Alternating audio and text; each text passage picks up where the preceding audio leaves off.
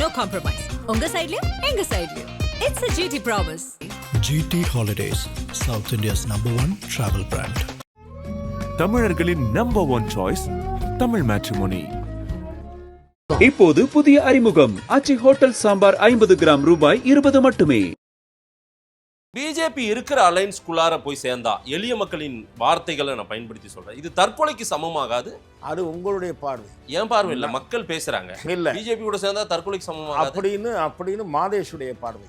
என்னுடைய பார்வை என்ன என்றால், ஒருவேளை அந்த கூட்டணியில் இணைவது என்று முடிவெடுத்து விட்டால் இது போன்ற விமர்சனங்கள் 4 நாள் கூட நிற்காது. பிஜேபியோட சேர்ந்தாலையும் தமிழ்நாட்டில் ஒன்றும் பெருசா வர முடியாது, அதெல்லாம் தெரியணும்ல. அதெல்லாம் உங்களுடைய பார்வை. அது தமிழக அரசியலை தலைகீழாக புரட்டி போடும், தேர்தல் களத்தையே பெரிய திருப்பத்தை ஏற்படுத்தும் அப்படி நடந்தால் என்பது என்னுடைய பார்வை. சீமான் நிரூபிக்கப்பட்டவர், தமிழ்நாட்டின் 3வது பெரிய கட்சி சீமானை விட 2 மடங்கு வாக்கு வலிமை அதிகமாக உடைய நிரூபிக்கவில்லை என்பார். அன்டெஸ்டட் நாட் ப்ரூவ் அப்படி என்பது உங்கள் பார்வை. அதிமுக பாஜக கூட்டணியில் தாவேகா இணைய வேண்டும் என்று விருப்பமோ அழைப்போ வந்திருக்கிறது அல்லவா, அதை அக்செப்ட் செய்வதா வேண்டாமா? எடப்பாடியா பிஜேபியா? There was an invite. அதான் இன்வைட் பண்றது பிஜேபியா எடப்பாடியா? முக்கியமான ஒரு இடத்திலிருந்து அவருக்கு அந்த செய்தி சொல்லப்பட்டிருக்கிறது அல்லது சொல்லப்பட்டதாக வெளியே தகவல் பரவி இருக்கு. இந்த கூட்டமெல்லாம் ஓட்டு போடுமா? அவன்தான் காலை 7-8 மணிக்கு பூத்து திறக்கிறது என்றால் 7 மணிக்கு போய் நிற்க போகிறவன் அந்த இளைஞன் தான். சிரஞ்சீவிக்கு ஓட்டு போட்டாங்களா? நான் சொல்லுகிறது கேளு. சிவாஜி கணேசனுக்கு ஓட்டு போட்டாங்களா? சரி, நீங்கள் ராமராஜனுக்கு ஓட்டு போட்டாங்களா? சரிங்க சார், நீங்கள் பாக்யராஜுக்கு ஓட்டு போட்டாங்களா? நீங்கள் தோற்றவர்களை பார்க்கிறீர்கள், நான் NT ராமாராவை பார்க்கிறேன். நானும் நீங்கள் உசுப்பேத்தினா உம்முன்னு இருக்கணும், கடுப்பேத்தினாலும் கம்முன்னு இருக்கணும் தான் பார்க்குறேன். விஜய் சொன்ன மாதிரி அப்போதான் லைஃப் ஜம்முன்னு போகணும்னு விஜய் அண்ணா சொன்ன மாதிரி. ஆனால் நீங்கள் உசுப்பேத்துறீங்க, அது உங்கள் உரிமை. கெமிஸ்ட்ரி ஒர்க் அவுட் ஆகுமா சார்? இது எல்லாமே சேர்ந்தா கெமிஸ்ட்ரி தாராளமாக ஒர்க் அவுட் ஆகும். கெமிஸ்ட்ரி தாராளமாக ஒர்க் அவுட் ஆகும். ஏன்னா ஏற்கனவே ஏடிஎம்கே பிஜேபி ஏன்னா அடிநாதமாக இருப்பது திமுக எதிர்ப்பு. அதிமுகவுக்கும் சரி, பாஜகவுக்கும் சரி, தாவேகாவுக்கும் சரி சரி அடிநாதமாக இருப்பது இப்போதைய அரசு அகற்றப்பட வேண்டும் என்பதுதான். அதன் தமிழர்களுக்கு வணக்கம். பல்வேறு துறைகளில் சிறந்த ஆளுமைகளை சந்தித்து நாம் நேர்காணல் எடுத்து வருகிறோம். அந்த வகையில் மீண்டும் நம்மோடு இணைந்திருக்கிறார் மூத்த பத்திரிகையாளர் திரு துக்ளக் ரமேஷ் அவர்கள். அவரிடம் கேட்பதற்கு நிறைய இருக்கின்ற வாரங்கள் அவருமே கேட்போம். வணக்கம் ரமேஷ் சார். வணக்கம் மாதேஷ், எப்படி இருக்கீங்க? நலம் சார். கடந்த 2 நாட்களாகவே என்டிஏ கூட்டணியில் விஜய் இணைய போகிறார்.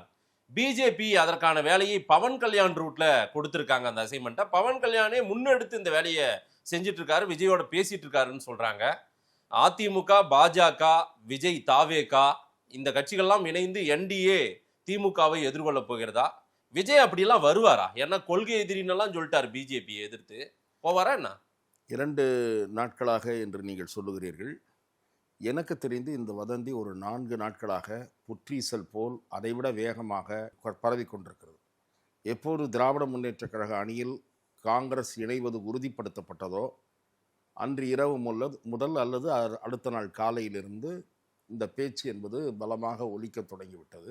திரு பவன் கல்யாண் அவர்களை பொறுத்தவரை தமிழக வெற்றி கழக தலைவர் திரு விஜய் அவர்களுடன் மிக நெருங்கிய தொடர்புடையவர்.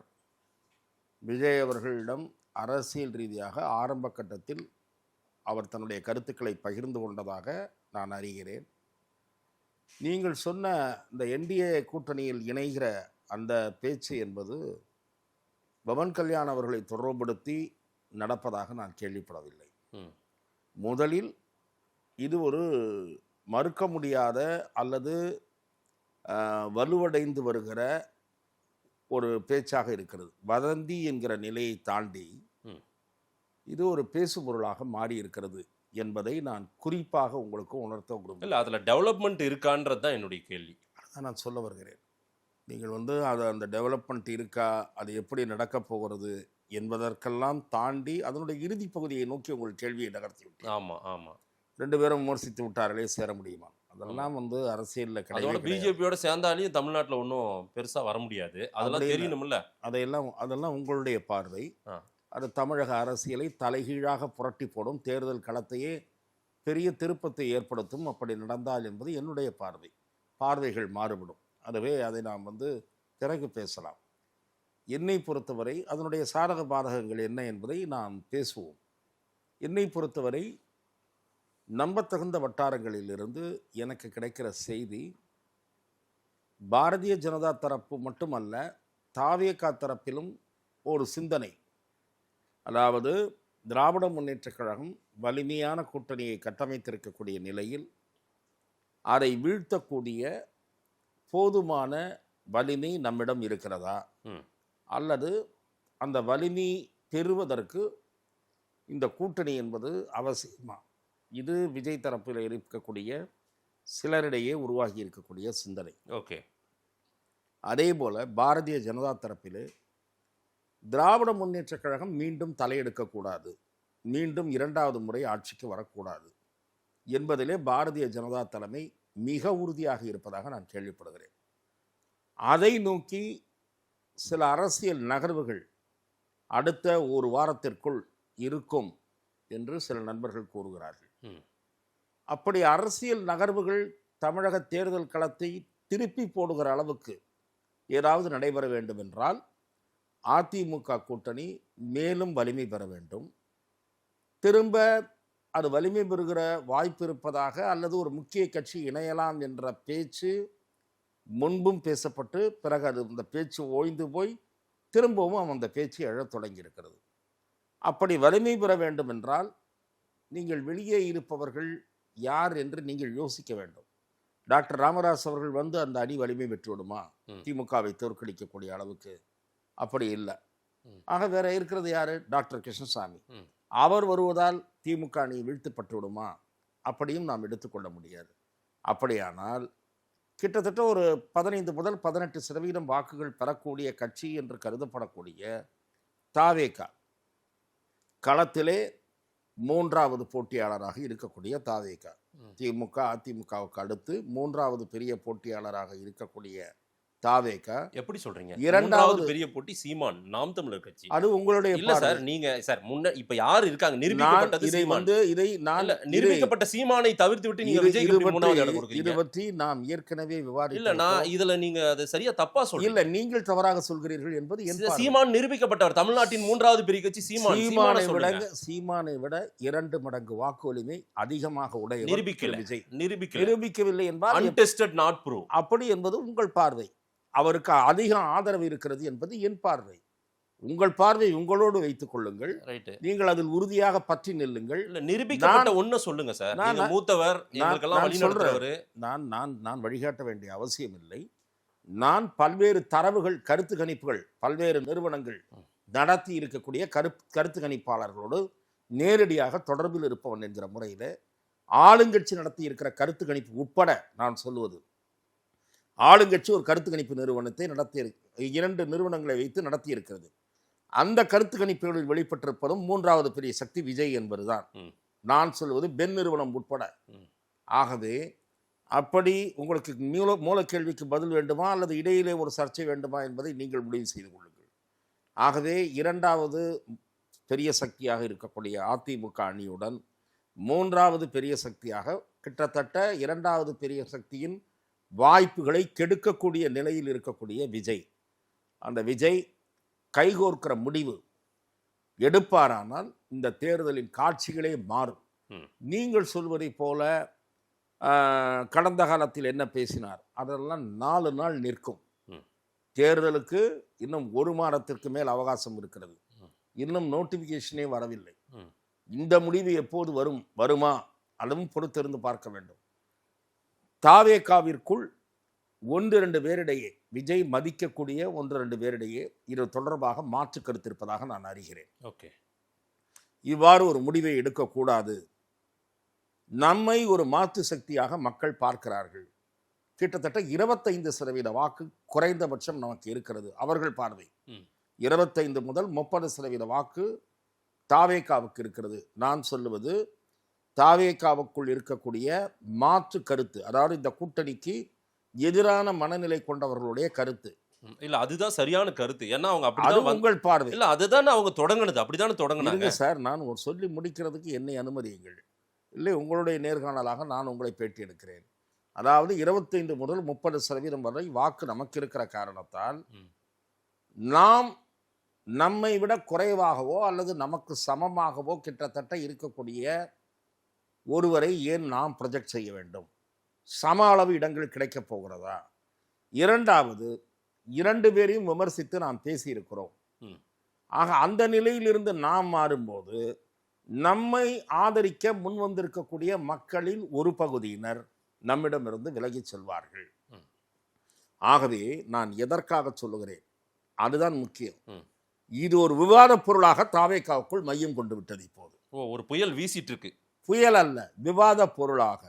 இந்த அதிமுக பாஜக கூட்டணியில் தாவேக்கா இணைய வேண்டும் என்ற விருப்பமோ அழைப்போ வந்திருக்கிறதல்லவா, அதை அக்செப்ட் செய்வதா வேண்டாமா?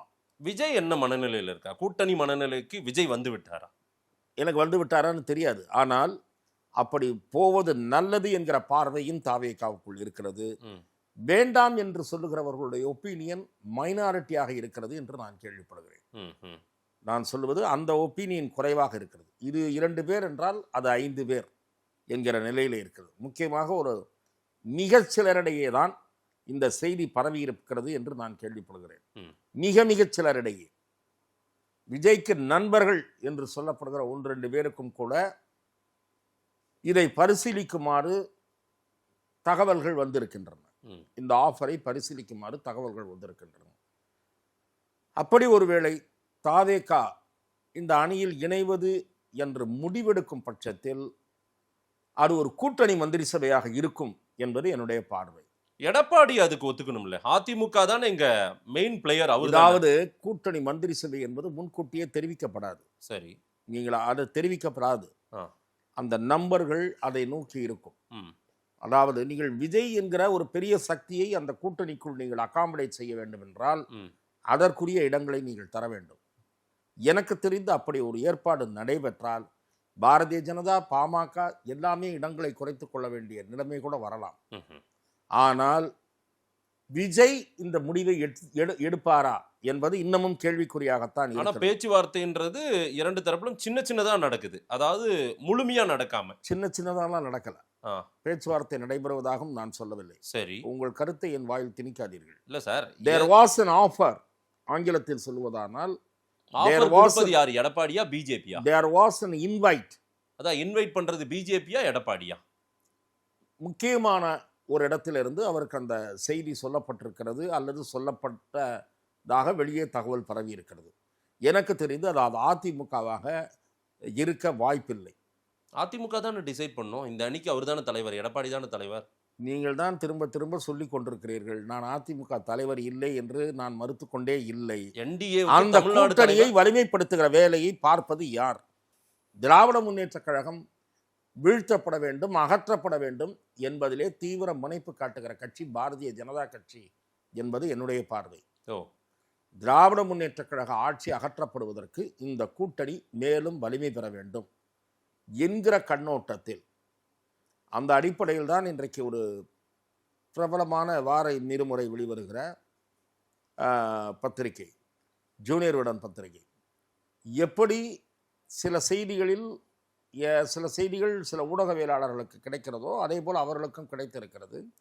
அவர்கள் இதில் பவன் கல்யாணை மையப்பொருளாக வைத்து அந்த கட்டுரை தீட்டப்பட்டிருக்கிறது. ஆனால் உங்களுக்கு பேச்சுவார்த்தைகள்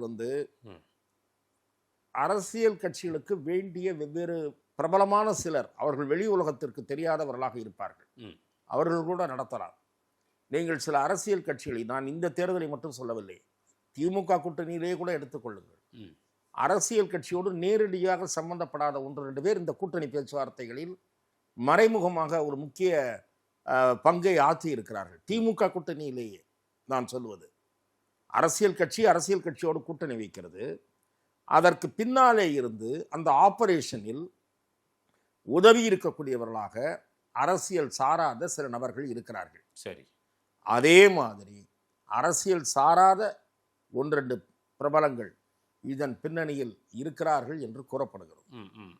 ஆகவே இதை நாம் அடுத்த 1-2 நாட்களில் இது தெரிந்துவிடும். இப்போதைக்கு இது வதந்தி என்று அலட்சியப்படுத்த நான் தயாராக இல்லை. நீங்க அதை அலட்சியப்படுத்தாம இப்படி ஒண்ணு நடந்திருக்கலாம், நடக்கலாம் அப்படின்றது கூட நீங்க அனுமானிக்கிறீங்க. இப்போ இதாவது கடந்த 2 தினங்களுக்கு முன் கேட்டிருந்தால் அல்ல கேட்கப்பட்ட போது நானும் அதற்கான வாய்ப்பு குறைவு என்று தான் தெரிவித்தேன். ம், இப்போதும் வாய்ப்பு பிரகாசமாக இருக்கிறது என்று சொல்ல நான் தயாராக இல்லை. சரி. ஆனால் இது யோசனை என்கிற கட்டத்தை எட்டியிருக்கிறது. இப்போது இந்த ஆஃபரை பரிசீலிப்பதா வேண்டாமா என்கிற கட்டத்தை நோக்கி இது நகர்ந்திருக்கிறது. ம், விஜய் ஒருவேளை அதற்கு தயாராக முன்வருவாரானால் அது விமர்சனங்களுக்கு வழிவகுப்பதோ ஓட்டு இழப்பு கொஞ்சம் உயர்ப்படும் என்பதோ நான் மறுக்கவில்லை. ம், அவருக்கு விழ வேண்டிய வாக்குகள் அல்லது அவர் வாங்குவார் என்று இப்போது எதிர்பார்க்கப்படுகிற வாக்குகள் ஒரு 18% என்று வைத்துக் கொள்ளுங்கள். அதில் ஒரு 5-6% மேல் இழப்பு ஏற்படலாம். 18ன்னு எப்படி சார் ஃபிக்ஸ் பண்றீங்க? அது நீங்கள் நான் தான் சொல்றேனே, நான் குறையா 31, 32ன்னு சொல்லிட்டு போங்களேன். நான் சொல்ல தயாரா இல்லை. அது நீங்க சொல்லுங்க. நீங்க உங்களுக்கு வேண்டிய நண்பர்கள் யாரை வேணா நீங்க தூக்கி சொல்லுங்க. நான் அப்படிலாம் எனக்கு வேண்டியவர் கிடையாது. 18 முதல் 25 வரையெல்லாம் சொல்றாங்க. அதிமுக 40-30 தொகுதிகளில் 3வது இடம் என்றும் கருத்து கணிப்புகள் தெரிவிக்கின்றன. குறிப்பாக சென்னையில் 16 தொகுதிகளில் விஜய் தனித்து போட்டியிட்டால் 6-7 தொகுதிகளில் அதிமுக சென்னையில் மட்டும் 3வது இடத்திற்கு தள்ளப்படுவது உறுதி என்று நேரடியாக களத்திற்கு சென்று கருத்து கணிப்பு நடத்திய நண்பர்கள் கூறுகிறார்கள். விஜய் தனித்து போட்டியிடுகிற முடிவை எடுப்பாரானால் சென்னையில் மட்டும் 6 அல்லது 7 தொகுதிகளில் அதிமுக 3வது இடம் உறுதி என்கிறார்கள். ஆகவே நான் அது பற்றி இப்போது அது எத்தனை தொகுதி, எத்தனை சதவிகிதம், இவையெல்லாம் பல நண்பர்களுடன் பேசி சொல்லுகிற தகவல். நீங்கள் விஜய்க்கு 10% இல்லை என்று சொல்லுங்கள். சில ஊடகவியலாளர்கள் சொல்லுகிறார்கள். அவர்களுக்கு அந்த உரிமை இருக்கிறது. விஜய் வரக்கூடாது என்ற விருப்பத்துடன் சொல்லுகிற நண்பர்களும் இருக்கிறார்கள். ஏனென்றால் நாம் ரொம்ப தூரம் விஜயை கிரிட்டிசைஸ் பண்ணிவிட்டோம். சில ஊடக நண்பர்கள் நானும் பார்த்து கொண்டிருக்கிறேன்.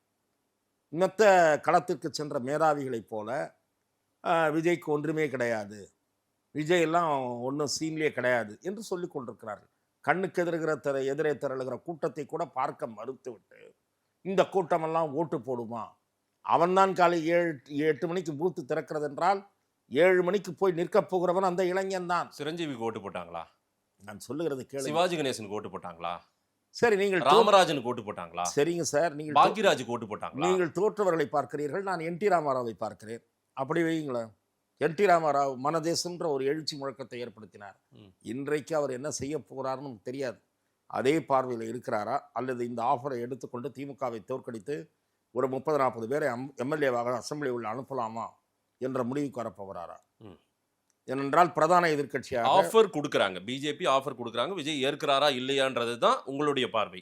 ஆமா, நான் என்ன கேட்கிறேன், பிஜேபி ஆஃபர் கொடுக்குறாங்கன்னு சொல்லல. ஏதோ 2 பேருக்கும் பொதுவான, அதாவது யாரு சார் யாரோ ஒருத்தர் ஆப்ரேட் பண்ணுவாங்கல்ல சார்? ஆமா சார், பிஜேபி தான் சார். எல்லா ஊர் பஞ்சாயத்துலயும் பிஜேபி இருக்கும் சார். Right sir. உங்களுக்கு நீங்க பாவம், நீங்க அதாவது எப்படியாவது பிஜேபிக்கு அந்த நீங்கள் அது பெருமையை தேடித்தாருங்கள். நான் அதை மறுக்க விரும்பலை. பிஜேபி இந்த கூட்டணி வலிமையடைய வேண்டும் என்று விரும்புகிற கட்சி என்பதை நான் மறுக்கவில்லை. பிஜேபி இருக்கிற அலைன்ஸ்குள்ளார போய் சேர்ந்தா, எளிய மக்களின் வார்த்தைகளை நான் பயன்படுத்தி சொல்றேன், இது தற்கொலைக்கு சமமாகாது? அது உங்களுடைய பார்வை. ஏன் பார்வை இல்ல, மக்கள் பேசுறாங்க. இல்ல, பிஜேபி கூட சேர்ந்தா தற்கொலைக்கு சமமாகாது அப்படின்னு மாதேஷுடைய பார்வை. என்னுடைய பார்வை என்ன என்றால், ஒருவேளை அந்த கூட்டணியில் இணைவது என்று முடிவெடுத்து விட்டால் இது போன்ற விமர்சனங்கள் 4 நாள் கூட நிற்காது. அதற்கு பிறகு அது ஒரு பேர் எழுச்சி கூட்டணியாக மாறிவிடும். இந்த விமர்சனங்கள் 4 நாள் கூட எடுபடாது. 4 நாள் தாங்கும். முட்டுக் கொடுக்கிற சில டிவி சேனல்கள், நிருபர்கள், அவர்கள் 2-3 நாள் இதை போட்டு அரைக்கலாம். விஜயை திட்டுறதுக்கு ஒரு 4 பேரை கெஸ்ட்டை கொண்டாந்து உட்கார வச்சு இதை 4 நாள் அரைக்கலாம். 5வது நாள் சப்ஜெக்ட் இருக்கார், அது ஒரு பெரிய எழுச்சி ஆகிடும். அதற்கு அவர் தயாராக விட்டாரா தெரியாது. களமே மாறிடும். 2026 தேர்தல் களம். இப்போ இருக்கிற பர்செப்ஷன் என்ன? டிஎம்கே தான் எட்ஜு. தேர்தல் களத்தில் முன்னணியில் நிற்பது யார் இன்றைய தேதியில்?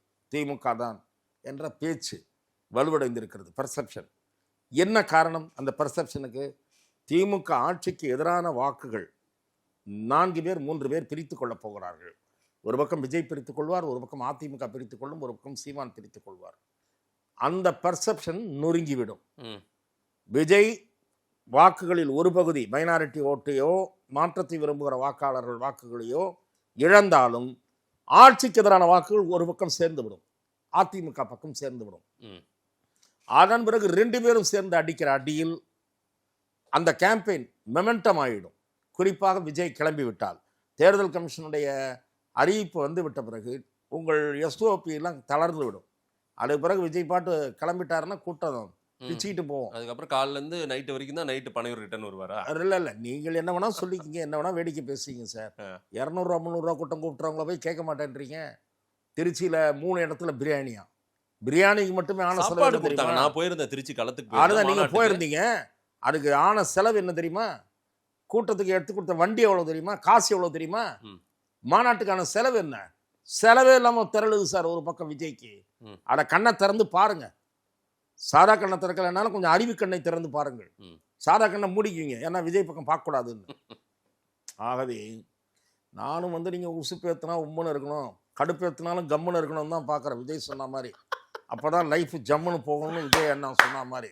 ஆனால் நீங்கள் உசுப்பேற்றுறீங்க, அது உங்கள் உரிமை. ஆனால் நான் என்ன சொல்கிறேன்னா, களம் ஏதோ இந்த டாக் வந்ததுனால எனக்கு வந்து இந்த டாக்கை அலட்சியப்படுத்த முடியல. ஒருவேளை விஜய் பக்கம் இருக்கக்கூடிய 1-2 பேர் எதிர்ப்பு தெரிவிக்கிறாங்கல்ல, அவர்களுடைய எதிர்ப்பை விஜய் கன்சிடர் பண்ணி வேண்டாம் என்று முடிவெடுத்து விட்டால் அப்போ நிச்சயமாக அந்த பேச்சுக்கு இடமே இல்லை. இது இந்த அதிமுக பாஜக கூட்டணி கடும் போட்டியை ஏற்படுத்துன்ற பேச்சுக்கே இடம் இல்லை. திமுக தான், அதிமுக பாஜக கூட்டணி கடும் சவாலெல்லாம் ஏற்படுத்த முடியாது, ஓரளவு போட்டியை ஏற்படுத்தலாம். என்ன காரணம்? விஜய் ஓட்டு சிதறலை ஏற்படுத்தி நாசப்படுத்துவார். அவர் வெற்றி பெற முடியாது. சிங்கிள் டிஜிட்டில் சீட்டு வரும். சிங்கிள் டிஜிட்டில் தான் சீட்டு வரும். அது கூட கஷ்டம். ஒரு 4-5 பேர் பிரபலமானவர்கள் ஜெயிக்கலாம், பெரும் பணம் செலவழிச்சு. 1-2 கோடீஸ்வரர்கள் வேட்பாளர்களாக நிற்கலாம்ன்ற பேச்சு கூட இருக்கு. இந்த மாதிரி சில சீட்டு தான். ஆனால் என்ன கிடைக்கும்? திமுகவை வீழ்த்தி வீட்டுக்கு அனுப்பிய திருப்தி கிடைக்குமா? கிடைக்காது. அதிமுகவை தோற்கடித்த திருப்தி தான் கிடைக்கும். இப்போ அமமுகவை சேர்க்காதனால எடப்பாடி என்ன பலனை கண்டார்? போன தேர்தலில் ஆட்சி இழந்தார். அந்த மாதிரி அதிமுகவோட போனால் மாற்றம், ஆனால் அந்த மாற்று சக்தின்ற இமேஜ் கொஞ்சம் அடிவாகும். நான் அதை ஒத்துக்கிறேன். ஆனால் பிரதான எதிர்க்கட்சியாக விஜய் தான் இருப்பார். ஆட்சியில் பங்கேற்க விரும்பவில்லை என்றால் நீங்கள் புரிந்து கொண்டீர்களா? ஒரு விஜயகாந்த் எப்படி எதிர்க்கட்சி தலைவரானார், அந்த ரோல் அலைன்ஸ் வச்சு எதிர்க்கட்சி தலைவரானார். அதே தான் இதுவும் அலைன்ஸ் வச்சு தான் நான் சொல்றேன். ஏடிஎம்கேயோட அலைன்ஸ் வச்சு தான் சொல்றேன். சரி, அப்போ வந்து அம்மா சார் அவர் சபார்டினேட் தானே. அப்ப சபார்டினேட் எடப்பாடி கீழே தான் வருவார் அவர். யாரு? நீங்க நான் சொல்றதை கேளுங்க. இல்ல கரெக்ட், நான் ஒரு தெளிவுபடுத்திக்கிறதுக்கு தான் நான் சொல்றேன். ஆட்சிக்கு மெஜாரிட்டி கிடைக்கிறதா, அதாவது அதிமுகவுக்கு தனிப்பெரும்பான்மை கிடைக்கிற அளவுக்கு இடங்கள் இருக்கிறதா, அல்லது அந்த தனிப்பெரும்பான்மை அந்த கிடைக்கிற இடங்களை வைத்து பெற்று விடுகிறதா, இல்லை 2-3 கட்சிகளின் தயவில் தான் ஆட்சி அமைக்க வேண்டி வருமா? அப்படி என்கிற போது விஜய் முன்னாடி தான் choice. Either he can participate in the government or he can prefer to sit in the opposition. ரெண்டுத்துல எது வேணா பண்ணலாம். இல்ல சார், 25 நாட்களுக்கு முன்னாடியே எடப்பாடி தரப்பு, குறிப்பா எடப்பாடியே முடிவு எடுத்துட்டாராம். இனி இந்த விஜய் ஆட்கள்னு யாரும் பேசாதீங்க, இது நமக்கு வேண்டாம், நம்ம இந்த பலமே போதுன்ற மனநிலையில. சரி, அப்படி ஒருவேளை அந்த நிலைப்பாட்டில் ஒருவேளை உங்களை போன்றவர்கள் சொல்லுவது உண்மையாக இருந்து அந்த நிலைப்பாட்டில் உறுதியாக இருந்தால் எதிர்க்கட்சி வரிசையிலேயே உட்காருவது என்று அவர் தீர்மானித்து விட்டதாகத்தான் நாம் கருத வேண்டும். ஏன் விஜய் வந்தாதான் ஆளுங்கட்சி ஆக முடியுமா என்ன? நிச்சயமாக இன்னொரு பெரிய கட்சி அதிமுக பக்கம் சாய்ந்தால்தான் அதிமுக வெற்றி பெற முடியும், இல்லாவிட்டால் வெற்றி பெற முடியும். ரைட் சார், விஜய் சபார்டினேட்டுக்கு ஒத்துப்பாரா? எடப்பாடி கீழே தான் அவருக்கு ஒரு துணை முதலமைச்சர் பதவியோ இல்ல 2 மினிஸ்டரோ? அது குறித்தெல்லாம் கவலைப்பட வேண்டியவர்கள் அவர்கள். ஆமா, அரசியல் நிலைப்பாடு, எந்த நிலைப்பாடு எடுப்பது கட்சி உறுதியாக நிற்பதற்கும் கட்சியின் எதிர்கால வளர்ச்சிக்கும் இந்த தேர்தலில் தங்களது நோக்கம் என்ன, அது வெற்றி பெறுவதற்கும் எது உதவக்கூடிய முடிவு என்று எடுக்க வேண்டியவர் விஜய். ஆகவே அவர் முன் இப்போது இந்த பேச்சு கிளம்பி இருப்பதே அவருக்கு ஒரு பலம் என்றும் நான் பார்க்கிறேன். இது பலமா இல்ல அவரை குழப்பத்துக்கு ஆட்படுத்துறாங்களா, நெருக்கடி கொடுக்குறாங்களா? நெருக்கடி கொடுக்கறதுக்கு ஒன்றும் இதில் விஷயம், அவருக்கு சில பிரச்சனை எல்லாம் இருக்குது இல்ல. சரி, அது என்ன பிரச்சனைன்னு எனக்கு தெரியல. உங்களுக்கு தெரியாது? என்ன எனக்கு தெரியாதா? எனக்கு தெரிஞ்சிட போகுது. இல்லை, எனக்கு எதுவும் தெரியல. கரூர் பிரச்சனை எல்லாம் இல்லையா? கரூர் பிரச்சனை என்ன? கரூர் தான் நான் திரும்ப உங்களுக்கே சொன்னேன். கரூர் விஷயத்துல சிபிஐ விசாரணை நடத்துது இல்ல, அந்த சிபிஐ விசாரணை கோரியது யார்? சிபிஐ தானா போட்டுருச்சா? டிவிகே சென்ட்ரல் கவர்மெண்ட் விஜய் தரப்பு தான் கேட்டாங்க. விஜய் தரப்பு தான் சிபிஐ விசாரணை கேட்டாங்க. ஆமா. என்ன காரணத்தினால ஆனா கேட்டாங்க? கேட்டாங்க இன்னைக்கு இங்கேயே வைங்க, நாங்க டெல்லிக்கெல்லாம் வர முடியலன்றாங்க. அது காரணம் தேர்தல் நேரம் சார், பரப்புரை போகணும் சார். அந்த கோரிக்கை ஏற்பதும் ஏற்காததும் சிபிஐ கையில் ஆமா, அவர் இருக்கு. தினம் பரப்புரை இல்ல போயிட்டே இருங்க இருக்காரு. வரேன். அந்த கோரிக்கை இனிமே போக வேண்டியிருக்கும் சார் அடிக்கடி. ரெண்டாவது, நீங்க என்ன வேணா நக்கல் பண்ணீங்க, சிபிஐ வந்து அந்த கோரிக்கையை ஏற்கவில்லை என்றால் அவர் கோர்ட் அப்ரோச் பண்ணுவார். அவருக்கு பல ஆஃபர் இருக்கு. அதாவது ஆஃபர்னா பல வழிகள் இருக்கின்றன. இரண்டாவது, சிபிஐ விசாரணைக்கு உத்தரவிட்டது எதனால் சிபிஐ விசாரணை கேட்டாங்க? தமிழ்நாடு அரசாங்கம் பழியை தூக்கி அவர் மேலே போட பார்த்தது திமுக. அதற்கேற்ற மாதிரி அதிகாரிகள் முதல் முறையாக பொதுவெளியில் ஒரு விசாரணை வரம்புக்குட்பட்ட விஷயத்தை பேட்டி கொடுத்தார்கள். முறையற்ற செயலில் ஈடுபட்டார்கள். தமிழ்நாட்டின் உயர் IAS IPS அதிகாரிகள் முறையற்ற வகையில் நடந்து கொண்டார்கள். ஒரு விசாரணை ஆணையம் அமைக்கப்பட்ட நிலையில் எப்படி கோட்டையில் பேட்டி கொடுக்கலாம்? பழியை தூக்கி விஜய் மீது போடுகிற முயற்சி நடந்தது. அந்த முயற்சி சுப்ரீம் கோர்ட்டால் முறியடிக்கப்பட்டது. அரசு தரப்பு மீடியா பிஆர்ஓவோ பேசினாங்க. சிபிஐ விசாரணை நீங்க ஒரு நீதிபதி ஆணையம் போட்ட பிறகு பேசக்கூடாது sir. They have no moral right to discuss about it. என்ன ரைட் இருக்கு அவங்களுக்கு? அந்த ஆபீஷியல்ஸ்க்கு மீடியா செய்தி, அவங்க அரசு செய்தி என்ன தொடர்பாளர். அரசு செய்தி தொடர்பாளர்னா உங்க அரசு செய்தியை கொண்டு போய் அந்த ஜட்ஜு கிட்ட கொடுக்கணும். அங்கெல்லாம் பேசக்கூடாது. அப்புறம் எதுக்கு அந்த ஜட்ஜி கமிஷன் அதுக்கு டைரக்ஷன் கொடுக்குறீங்களா? இப்படிதான் அறிக்கை எழுதணும்னு. அதான் அர்த்தம். அவர்கள் பேசியதன் பொருள் அதுதான். ஆகவே சிபிஐ விசாரணைக்கு சுப்ரீம் கோர்ட் உத்தரவிட்டது. சுப்ரீம் கோர்ட் உத்தரவிட்டதை சுப்ரீம் கோர்ட்டுக்கு வெளியே நின்று வரவேற்றவர் ஆதவ் அர்ஜுனா. ஆகவே எதற்காக நான் இதை சுட்டி காட்டுகிறேன்னா, இதெல்லாம் ப்ரெஷரே கிடையாது. நீங்கள் விரும்பி ஏற்றுக்கொண்டு வரவேற்ற ஒரு விசாரணை. அதில் இவர் ஏற்கனவே ஒரு தடவை ஆஜராயிட்டு வந்தார். சம்மந்தப்பட்ட போலீஸ் எஸ்பிக்கு சம்மன் அனுப்பினாங்க. இப்போ செந்தில் பாலாஜிக்கு அனுப்பியிருக்காங்க. ஏன்னா அவர் மேலே தான் சந்தேகம் தெரிவிக்கப்பட்டது. அதனால் அவருக்கு அனுப்பியிருக்காங்க. அவரும் போகிறேன் சொல்லியிருக்காரு. நான் தைரியமாக விசாரணை எதிர்கொள்கிறேன்னாரு. நம்ம அமைச்சர் நேரு மாதிரி பண்ணலை. என்ன அமைச்சர் நேரு மேலே எஃப்ஐஆர் போடாமையே இழுத்தடிச்சிட்டு இருக்க மாதிரிலாம் பண்ணலை. செந்தில் பாலாஜி தைரியமாக நான் வரேன்ட்டாரு, போகிறாரு. ஆகவே எதற்காக நான் அதை சொல்கிறேன்னா, ப்ரெஷர், எந்த ப்ரெஷர்லாம் எனக்கு தெரிஞ்சு இதை காமிச்செல்லாம் இன்னும் அவருக்கு தண்டனை வாங்கி கொடுத்துட முடியுமா? எனக்கு என்னன்னு புரியல. இல்லை, சும்மா மிரட்டி பார்க்கறது தானே. அதான் சார், நான் அதுதான் நான் சொல்றேன். பிஜேபி அப்படியெல்லாம் மிரட்டி இருக்குன்றது வேற சில ஸ்டேட்ல நடந்ததை சொல்லியிருக்காங்க அப்படின்னு உங்களுடைய பார்வை. அது ஒவ்வொரு கேஸுக்கும் நம்ம ஊர்லயே திரு செந்தில் பாலாஜி அவர்கள் கிட்ட கேட்டாங்களாம், பிஜேபியில் சேர்ந்துக்கிறீங்களான்னு கேட்டதாங்களாம். செய்தி வந்து சார் நீங்க படிச்சீங்க, நான் வந்து செந்தில் பாலாஜி அதை சொல்லலை. நான் அது ஒன்று பிஜேபியில் சேருமாறு என்னை மிரட்டினார்கள். செந்தில் பாலாஜி எங்க சொன்னார் காட்டுங்க. செய்தி வந்ததா இல்லையா? தேதியோடு காட்டுங்க. செய்தி வந்தது. செய்தி பல ஒரு கேள்வி சேஷியங்கள் வேற சார். இல்ல இல்ல, அங்க வந்து விசாரணை அதிகாரிகள் இந்த மாதிரி பிஜேபியில் சேர்ந்துக்கிறீங்களா? செந்தில் பாலாஜி இது சம்பந்தமாக அறிக்கை வெளியிட்டாரா? இல்ல. அப்படியானா நம்ம ஹேஷத்தின் அடிப்படையில் பேசக்கூடாது. செந்தில் பாலாஜி அவர் அந்த கட்சியில் உறுதியாக இருக்கிறாரு, அது வேற விஷயம். இப்போ கூட நான் விசாரணைக்கு போகிறேன் அப்படின்றாரு, அது வேற விஷயம். சிபிஐ காட்டி நான் பிரபலமான யாரோ பேட்டி அளித்ததை நான் பார்த்தேன். பிரபல வழக்கறிஞரா இல்லை பிரபல வழக்கறிஞர் தான். என்ன சொன்னார்னா, Vijay at the most can be added as a witness in the matter. He cannot be made as an accused அப்படின்னு சொன்னார். அவரை வந்து விட்னஸ் ஆக்கலாம். அவரை நீங்கள் விட்னஸ் ஏற்றி பாக்ஸில் ஏற்றி கேள்வி கேட்கலாம். நீங்கள் ஏன் லேட்டாக வந்தீங்க, இல்லை ஏன் வழியெல்லாம் லேட் பண்ணீங்க, ஏதாவது கேட்கலாம். அவர் மேலே சொல்கிற திரும்ப சொல்கிற குற்றச்சாட்டு அதுதான். லேட்டாக வந்தாருன்றது தான். இடம் ஒதுக்குனது அவர் இல்லை, போலீஸ் டெப்ளாய் பண்ணது நம்ம திரு டேவிட்சன் ஆசீர்வாதம் அவர்கள். 500-600 இருந்ததுன்றாரே தவிர நமக்கு தெரிஞ்சு அவ்வளோலாம் காணும் போலீஸு. ஆக அது பல விஷயங்களே உள்ளடக்கிய நெருக்கடி இருக்காது. நெருக்கடியின் காரணமாக இந்த முடிவு இருக்காது. சரி, கூட்டணியை பலப்படுத்த வேண்டும், அதற்கு நீங்கள் வர வேண்டும், வந்தால் நல்லா இருக்கும், உங்கள் பொலிட்டிக்ஸுக்கும் நல்லது, எங்கள் பாலிட்டிக்ஸுக்கும் நல்லது என்ற மியூச்சுவல் பெனிஃபிட்டின் அடிப்படையில் ஒரு அழைப்பு இருக்கிறதோ என்று கருதுகிற வகையில்தான் கடந்த சில நாட்களாக பேச்சுக்கள் எழுந்துள்ளன என்று நான் பார்க்கிறேன். கெமிஸ்ட்ரி ஒர்க் அவுட் ஆகுமா சார்? இது எல்லாமே சேர்ந்தா கெமிஸ்ட்ரி தாராளமாக ஒர்க் அவுட் ஆகும். கெமிஸ்ட்ரி தாராளமாக ஒர்க் அவுட் ஆகும். ஏன்னா ஏற்கனவே ஏடிஎம்கே பிஜேபி ஏன்னா அடிநாதமாக இருப்பது திமுக எதிர்ப்பு. அதிமுகவுக்கும் சரி, பாஜகவுக்கும் சரி, தாவேகாவுக்கும் சரி, அடிநாதமாக இருப்பது இப்போதைய அரசு அகற்றப்பட வேண்டும் என்பதுதான். இடையில் இவர்களுக்குள் பல கருத்து வேறுபாடுகள் இருக்கின்றன.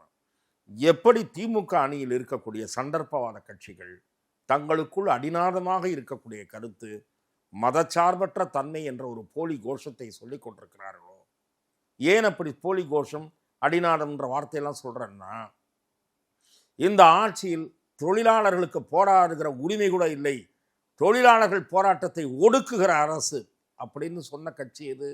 ஆட்சியை பார்த்து சொன்ன கட்சி எது? மார்க்சிஸ்ட் கம்யூனிஸ்ட் கட்சி. பழைய மாநில செயலாளர் பாலகிருஷ்ணன் சொன்னதோடு நிற்கவில்லை. புதிய மாநில செயலாளர் சண்முகம் வந்த பிறகும் இதே வார்த்தையை பயன்படுத்தினார். அப்போ தொழிலாளர்கள் ஒடுக்குகிற ஒரு அரசு நீடிக்க வேண்டும் என்ற அதே அணியில் நீங்கள் தொடருவதற்கு என்ன சொல்லுகிறீர்கள்? மதசார்பற்ற அப்படின்றாங்கல்ல. அதே போல ஒடுக்கப்பட்ட மக்களுக்கான ஒடுக்குமுறை தொடருகிறது என்று சொன்னவர் யார்? தொடர்ந்து பட்டியலின மக்களுக்கு எதிரான குற்றங்கள் அதிகரிக்கின்றன சொன்னது யார்? வன்னியரசும் திருமாவளவனும். அப்படி தொடர்கிற ஆட்சி தொடர வேண்டும் என்று சொல்றீங்களே, எப்படி சொல்றீங்க? அதே மாதிரி தான் இவர்களுக்குள்ளும் முரண்கள் இருந்தாலும் அந்த முரண்களை தாண்டி நிற்பது இந்த ஆட்சி அகற்றப்பட வேண்டும் என்று சொல்லிவிட்டு ஒரே நாளில் உங்கள் வாதத்தை தூக்கி அலட்சியப்படுத்திவிட்டு மற்றபடி பிரச்சாரத்திற்கு புறப்பட்டு விடுவார்கள். ஆகவே நீங்கள் சொல்லுகிற அந்த ஜெல் ஆகுமா, கெமிஸ்ட்ரி ஆகுமா, இதெல்லாம் தாராளமாக ஆகும்.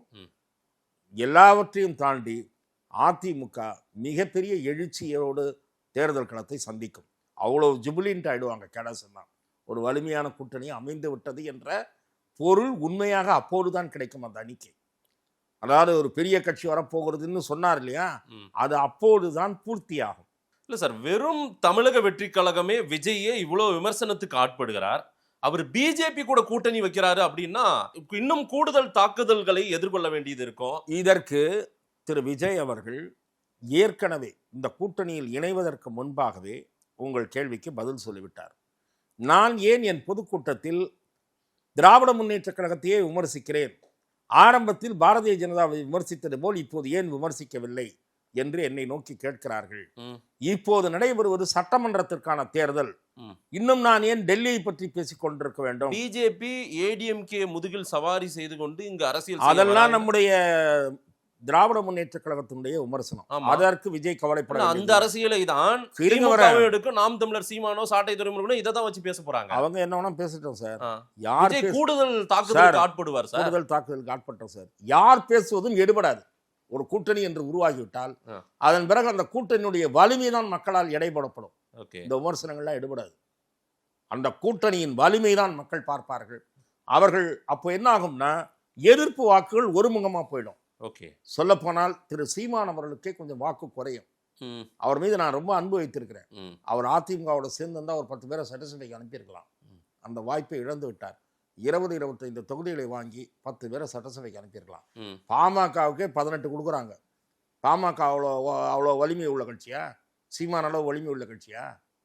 ஒன்றுபட்ட பாமகவா ஒரு காலத்தில் ஓஹோ ஒன்று வாழ்ந்த போது அந்த வலிமை இருந்தது. 30 சீட்டு திமுக கட்டியும் அதிமுக கட்டியும் வாங்குறப்போ ஒன்றுபட்ட பாமகவாக என்ன வார்த்தை? ஒன்றுபட்ட பாமகவாக ஒரு காலத்தில் ஓஹோவென்று வாழ்ந்த போது அப்போ இருந்தது அந்த வலிமை. இப்போ என்ன நிலைமை? இப்போ ஒன்றும் இல்லாத தேமுதிகவுக்கு 10 சீட்டு திமுகவில் 10 8 குறைக்க சொல்லி நாளையிலேருந்து கேட்க போகிறாங்க. ஆகவே எதுக்கு சொல்கிறேன்னா, இவர்களை விட சீமான் வலிமையானவர். ஆனால் இந்த அணி ஒருவேளை உருவாகிவிட்டால்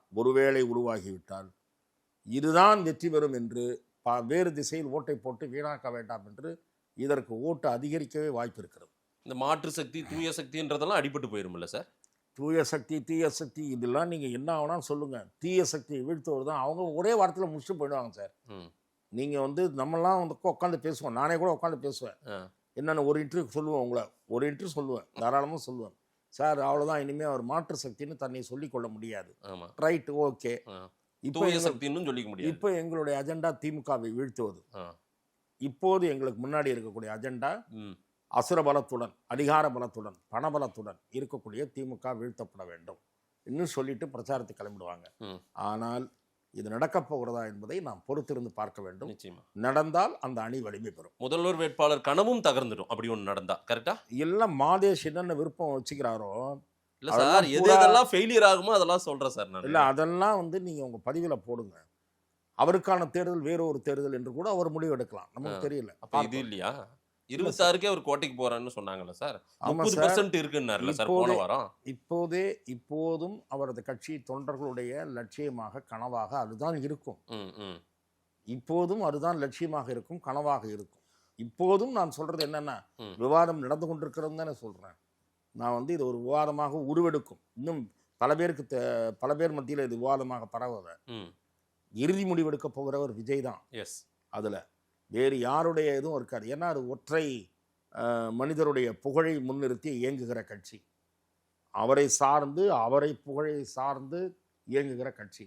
இப்போது அவர் இருக்கக்கூடிய சூழ்நிலைகளை எல்லாம் பரிசீலித்து ஒரு முடிவுக்கு வருவார் என்று தான் நான் பார்க்கிறேன். தனித்து போட்டியா கூட்டணியா இருக்குமா? அதுதான் நான் சொல்றேனே, அந்த முடிவை எடுக்க வேண்டியவர் அவர்தான். இந்த அவருக்கு முன்னாடி இருக்கக்கூடிய ஒரு ஆஃபர் வந்திருப்பதாக நம்ப தகுந்த நண்பர்கள் சொல்றாங்க. அந்த ஆஃபரை அவர் எடுத்துக்கொண்டு முடிவை மாற்றினால் களம் மாறும். முடிவை மாற்றாவிட்டால் இன்றைய சூழலில் திமுக சற்று முன்னணியில் இருப்பதாகவே நான் பார்க்கிறேன். நிறைய விஷயங்கள் நீங்க சொல்லியிருக்கீங்க சார். அதாவது ஒருவேளை என்டிஏ கூட்டணிக்குள் விஜய் வந்தால் எப்படி இருக்கும், இல்ல விஜய் சேரலனா என்ன நடக்கும் அப்படின்றதையும் நீங்க சொல்றீங்க. ரெண்டுத்தையும் பொறுத்திருந்து பார்ப்போம். விஜய் கையில தான் முடிவு இருக்கிறது. நேரில் வந்து நேரம் கொடுத்து பேசியமைக்கு நன்றி ரமேஷ் சார். வாய்ப்புக்கு நன்றி.